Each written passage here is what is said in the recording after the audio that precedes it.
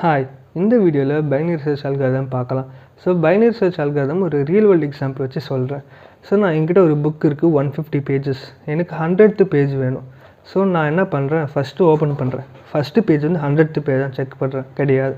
So next page திரும்புகிறேன். Second page வந்து 100th பேஜாக, கிடையாது. ஸோ நெக்ஸ்ட்டு திரும்புகிறேன். தேர்ட் 100th பேஜாக, கிடையாது. இந்த மாதிரி நான் ஒரு பேஜாக செக் பண்ணுவேன்னு நினைக்கிறீங்களா? கிடையாது. கண்டிப்பாக நம்ம யாருமே அப்படி பண்ண மாட்டோம். என்ன பண்ணுவோம், டேரெக்டாக இப்படி வச்சுக்கின்னு ஸோ 100ன்றது ஒரு பாதி புக்குக்கு மேலே தான் இருக்கும். டோட்டல் 150 பேஜஸ், 100ன்றது பாதிக்கு மேலே இருக்கும். ஸோ ரேண்டமாக பாதிக்கு மேலே ஓப்பன் பண்ணுவோம். அப்படி ஓப்பன் பண்ணும்போது எனக்கு 90 வருது. ஸோ 90 வந்து லெஸ் தேன் 100. அப்போனா 100 எந்த சைடு இருக்கும்? லெஃப்ட் பார்ட்டில் இருக்குமா, ரைட் பார்ட்டில் இருக்குமா? கண்டிப்பாக ரைட் பார்ட்டில் தான் இருக்கும். சப்போஸ் நான் ஓப்பன் பண்ணும்போது 140 வந்துடுச்சு, அப்போ 100 லெஃப்ட் பார்ட்டில் இருக்கும். ஸோ நான் லெஃப்ட் சைடில் தான் சர்ச் பண்ணுவேன். இதுதான் binary search algorithm. Binary search algorithm பார்க்கலாம் இப்போது. ஸோ ஒரு அரே வித் லென்த் 6 எடுத்துக்கிறேன். Start 0, end 5, target 100. டார்கெட் 100னா இந்த அரேயில் 100 இருக்கான்னு பார்க்கணும். அப்படி இருந்துச்சுன்னா அதோட இண்டெக்ஸை பிரிண்ட் பண்ணணும். ஸோ ஸ்டார்ட் எண்ட் அப்படின்னா என்ன மீனிங்னா, ஸ்டார்ட் எப்பவுமே first element of the array and end last element of the array. இது எதுக்கு கொடுக்குறோன்னா, ஒரு அசம்ஷன் பண்ணிக்கிறோம், இந்த ஸ்டார்ட் அண்ட் எண்டுக்குள்ளே தான் என்னோட டார்கெட் எலிமெண்ட் இருக்குது. ஸோ இதுக்கு வெளியே எங்கேயுமே இல்லை, இதுக்குள்ளே தான் என்னோட டார்கெட் எலிமெண்ட் இருக்குது அப்படின்னு ஃபர்ஸ்ட் அசூம் பண்ணிக்கிறோம். ஓகேவா? ஸோ ஃபஸ்ட்டு நம்ம புக் எக்ஸாம்பிள் என்ன பண்ணோம், ரேண்டமாக ஒரு பேஜ் ஓப்பன் பண்ணிவிட்டு லெஃப்ட்டில் சர்ச் பண்ணுமா, ரைட்டில் சர்ச் பண்ணுமான்னு ஃபர்தராக பார்ப்போம். இங்கே என்ன பண்ணுறோன்னா, ரேண்டமாக ஒரு இண்டெக்ஸ் எடுக்காமல் மிடில் இண்டெக்ஸை ஃபஸ்ட் எடுப்போம். மிடில் இண்டெக்ஸ் எடுத்த பிறகு லெஃப்ட்லையா சர்ச்லையா இல்லை அந்த இண்டெக்ஸ்லேயே நமக்கு டார்கெட் வந்துச்சான்னு பார்ப்போம். ஃபர்ஸ்ட்டு மிடில் எப்படி ஃபைன் பண்ணுறோன்னா, start plus n/2. So start வந்து 0, எண்டு வந்து 5, 2.5 வரும். ஸோ 2.5ல இருக்கிற இன்டீஜர் மட்டும் 2 எடுத்துப்போம். So 2 is our middle element. இப்போ மிடில் எலிமெண்ட் வந்து டார்கெட்டாக ஃபஸ்ட்டு செக் பண்ணிடணும். இப்போ மிடில் பேஜ் எடுத்தவுடனே, இப்போ சப்போஸ் 40, நான் ஒரு புக்கில் 40th பேஜ் எடுக்கிறேன். எடுத்தவுடனே இது வந்து எனக்கு தேவையான பேஜ் 100. இந்த 40 பேஜ் 100 கிடையாது. அப்போனா நான் எனக்கு வந்து 100th பேஜ் நான் ரைட்டில் சர்ச் பண்ணுவேன், லெஃப்ட்டில் சர்ச் பண்ணுவேன்னா? கண்டிப்பாக ரைட்டில். ஏன்னா 40க்கு அப்புறம் தான் 100 வரும். 100 வந்து லெஃப்ட்டில் வரது சான்ஸே இல்லை. ஸோ அதே தான் இங்கே யூஸ் பண்ணுறோம். 40 இஸ் லெஸ் தேன் 100. இப்போ since this is sorted array in ascending order, 100 வந்து left part of the middle இருக்க சான்ஸே இல்லை. ஸோ அதை ஒமிட் பண்ணிடலாம். இப்போ ரைட் சைடில் தான் இருக்கும் நம்மளோட டார்கெட். ஸோ இந்த ரைட் சைட் சப்பரேல பார்த்தா எண்டு இருக்குது, ஆனால் ஸ்டார்ட் இல்லை. ஸோ நம்ம ஸ்டார்ட் வந்து அப்டேட் பண்ணிக்கிறோம். எங்கே அப்டேட் பண்ணுறோம்? ஸ்டார்ட் ஈக்குவல் டு 3 இப்போ. ஓகேவா? இப்போ பைனரி சர்ச் வந்து either ascending order or descending ஆர்டரில் இருந்தால் மட்டும்தான் ஒர்க் ஆகும். இப்போ நம்மளோட சப்பரே பார்த்தோன்னா 55, 100, 150. ஸோ இதுதான் ஸ்டார்ட், இது எண்டு, அண்டு 3, 4, 5. இப்போ ஸ்டார்ட் வந்து எப்படி இங்கே போட்டோன்னா, middle plus 1, start equal to middle plus 1, கரெக்டாக? ஏன்னா மிடில் எலிமெண்ட் நம்மளோட டார்கெட் இல்லை. அப்போ அது அடுத்து இருக்கிற எலிமெண்ட்லேருந்து சர்ச் பண்ணுறோம். ஸோ அதுக்கு அடுத்து இருக்கிற எலிமெண்ட் வந்து 3. ஸோ மிடில் ப்ளஸ் 1 தான் ஸ்டார்ட், அடுத்த ஸ்டார்ட். ஸோ இதோட மிடில் சேம் லாஜிக். இப்போ இதுக்கு என்ன பண்ணணும்னா, மிடில் ஃபைன் பண்ணணும். மிடில் ஃபார்முலா என்னது? Start plus n/2. அப்போ இதோட மிட் வந்து 3 + 5/2. 8/2 இஸ் 4. அப்போ 4 தான் மிடில் எலிமெண்ட்.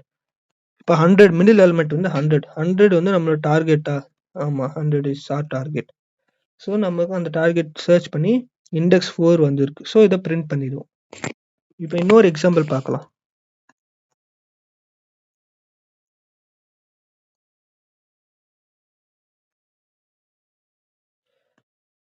இப்போ இந்த எக்ஸாம்பிள் வந்து நான் டார்கெட்டை 13 எடுத்துக்கிறேன். So target is 30. Start end same தான்.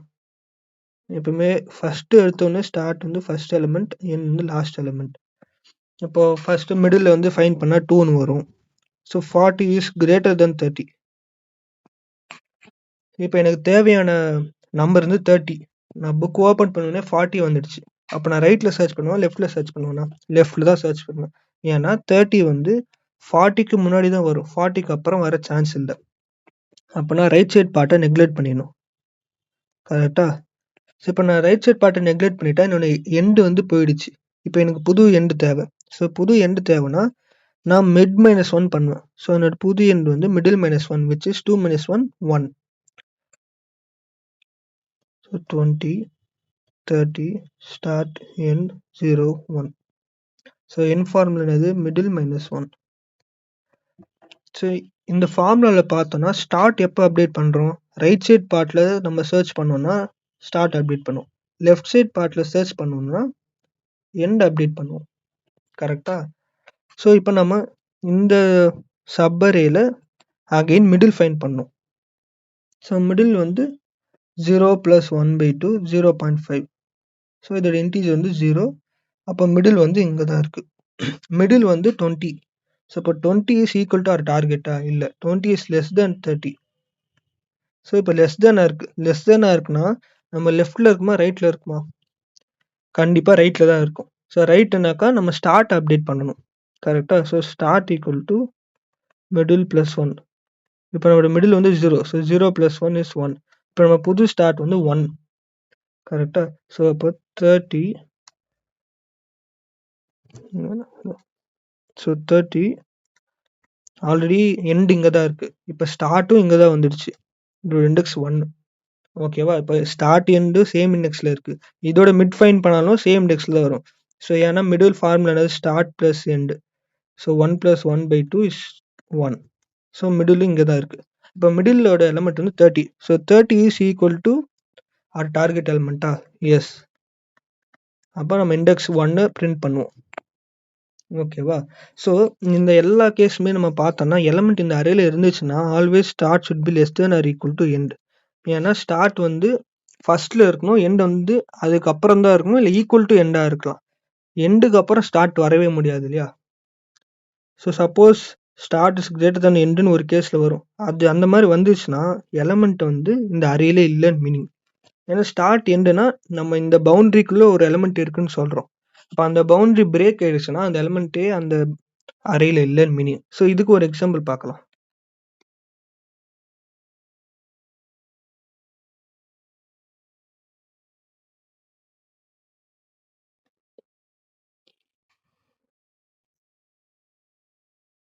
இப்போ நான் டார்கெட் வந்து 39 எடுத்துக்கிறேன்.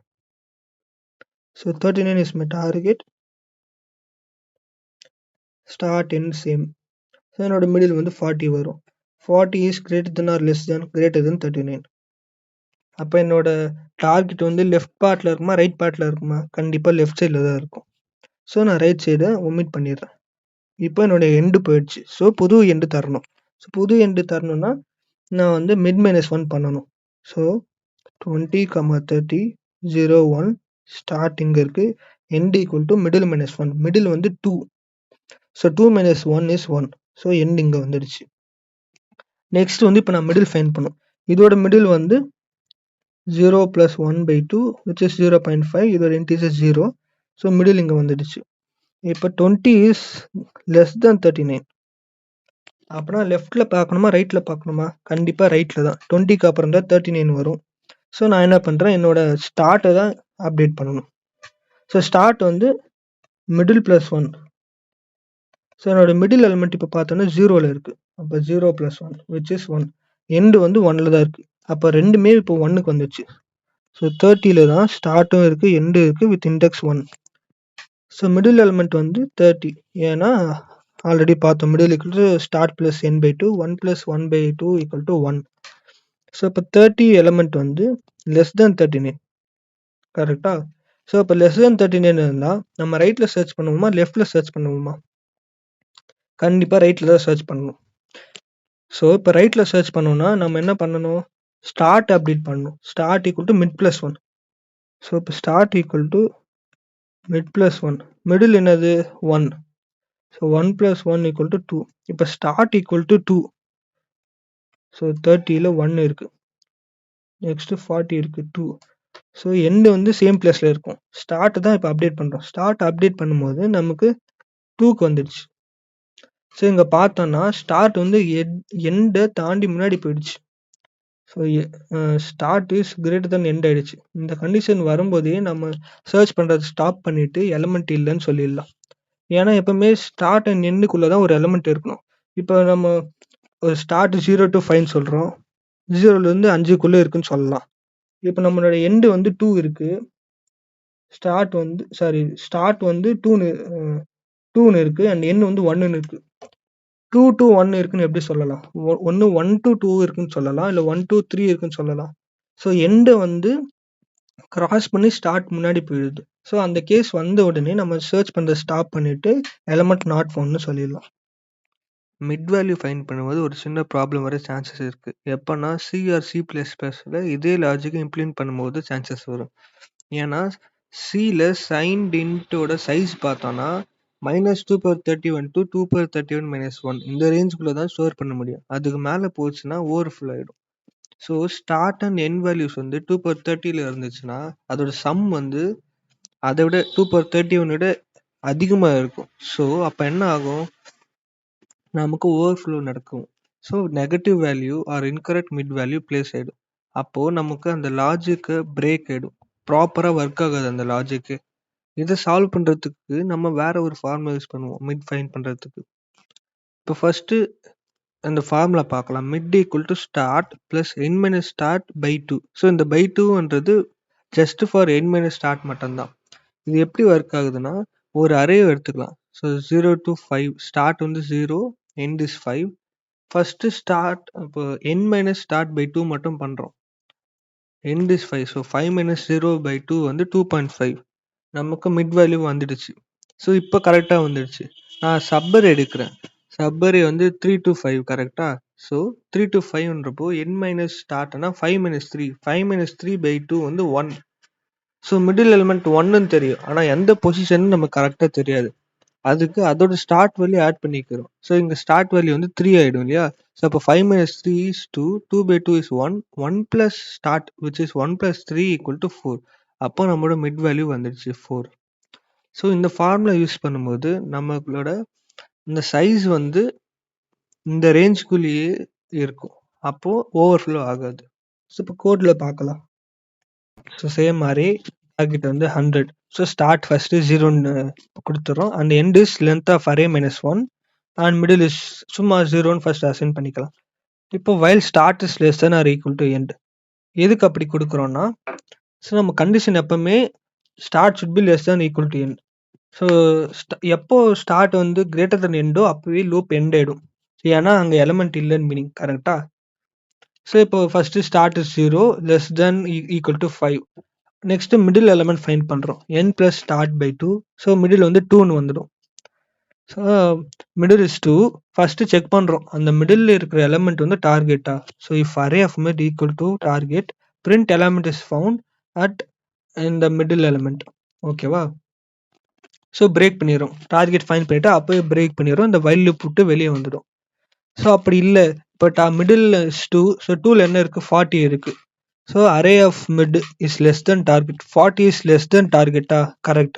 ஸோ அப்போ நம்ம ஸ்டார்ட்டை வந்து அப்டேட் பண்ணிக்கிறோம் மிடில் +1. அப்படி இல்லை, ஸோ சப்போஸ் நமக்கு 150 வந்துச்சு. ஸோ 150 இஸ் கிரேட்டர் தென் 100. அப்போ வந்து எண்டை வந்து அப்டேட் பண்ணிக்கிறோம், end equal to mid -1. Okay, same logic தான். சப்போஸ் நம்ம எலமெண்ட் தேவையான எலமெண்ட் இதில் இல்லை, சப்போஸ் 109 கொடுக்குறேன், அந்த எலமெண்ட் இதில் இல்லைன்னா நம்மளோட ஸ்டார்ட் வந்து எண்டை விட பெருசாக போயிடும். ஸோ இந்த கண்டிஷன் ஃபெயில் ஆகிட்டு வைல் விட்டு வெளியே வந்துடும். வெளியே வந்துட்டு செக் பண்ணும், if start is greater then end print element not found. So இப்போ இதை ரன் பண்ணி பார்க்கலாம். So 100 element is found at 4. ஓகேவா. ஸோ 0 1 2 3 4th எலமெண்ட்டில் இருக்குது. சப்போஸ் நான் இப்போ 1001 கொடுக்குறேன், எலமெண்ட் நாட் ஃபவுண்ட். ஸோ இதுதான் கோட். ஸோ பைனரி சர்ச் எதுக்கு யூஸ் பண்ணுறோம், நம்ம டைம் காம்ப்ளெக்சிட்டியை ரெடியூஸ் பண்ணுறதுக்கு யூஸ் பண்ணுறோம். ஃபார் எக்ஸாம்பிள் இப்போ இந்த அரேயில் நான் லீனியர் சர்ச் பண்ணுறேன். ஃபஸ்ட்லேருந்து ஃபார் லூப்பில் i = 0லேருந்து இந்த லாஸ்ட் எலிமெண்ட் வரைக்கும் ஐட்ரேட் பண்ணுறேன். ஃபஸ்ட்டு 0 செக் பண்ணுறேன், 20 is equal to 100 இல்லை. ஸோ நான் நெக்ஸ்ட்டு இங்கே போவேன், 30 is equal to 100 இல்லை. நெக்ஸ்ட்டு எலிமெண்ட்டுக்கு போவேன். இந்த மாதிரி ஒரு எலிமெண்ட்டாக நான் செக் பண்ணின்னு போவேன். ஸோ அப்போ எனக்கு 4th எலிமெண்ட்டில் ஃபைண்ட் பண்ணுறேன். ஸோ நான் என்ன பண்ணுறேன், 4 தடவை செக் பண்ணுறேன் ஃபார் லூப்பில், கரெக்டாக. இது அசெண்டிங் ஆர்டர் டிசெண்டிங் ஆர்டர் இருக்கும்போது நான் பைனரி சர்ச் யூஸ் பண்ணுறேன்.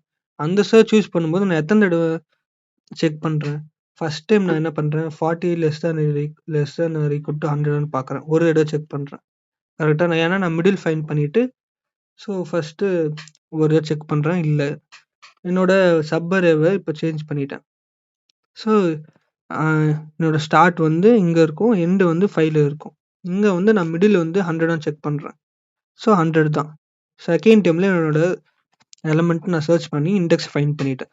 ஸோ 4 டைம்ஸ் செக் பண்ணுறது எங்கே இருக்குது, 2 டைம்ஸ் செக் பண்ணுறது எங்கே இருக்குது. ஸோ டைம் காம்ப்ளெக்சிட்டி குறையுது இல்லையா. சப்போஸ் இங்கே 10,000 எலமெண்ட்ஸ் இருக்குன்னா நான் ஃபார் லூப்பில் போனால் ஃபஸ்ட்டு கேஸில் நான் 10,000 டைம் செக் பண்ணணும். ஆனால் பைனரி சர்ச்சில் வந்து அவ்வளோ டைம்ஸ் ஆகாது. இதோட டைம் காம்ப்ளெக்சிட்டி எவ்வளோ தெரியுமா? ஜஸ்ட் log n தான். log of n base 2. So இந்த டைம்லேயே நம்ம ஃபைண்ட் பண்ணிடுவோம். ஆனால் இந்த ஃபார் லூப் யூஸ் பண்ணோன்னா n. So n is less than n is greater than log n. So இந்த டைம் காம்ப்ளெக்சிட்டி இதை பற்றிலாம் தெரியல, ஒன்றும் பிரச்சனை இல்லை. இங்கே ஜஸ்ட்டு நம்ம செக் பண்ணுற டைமை ரெடியூஸ் பண்ணுறோம், அவ்வளோதான். இங்கே 4 டைம் செக் பண்ணுறோம், இங்கே 2 டைம் செக் பண்ணுறோம். ஸோ பைனரி சர்ச் யூஸ் பண்ணாக்கா டைம் சீக்கிரமாக செக் பண்ணி நமக்கு ஆன்சர் வந்துடும்.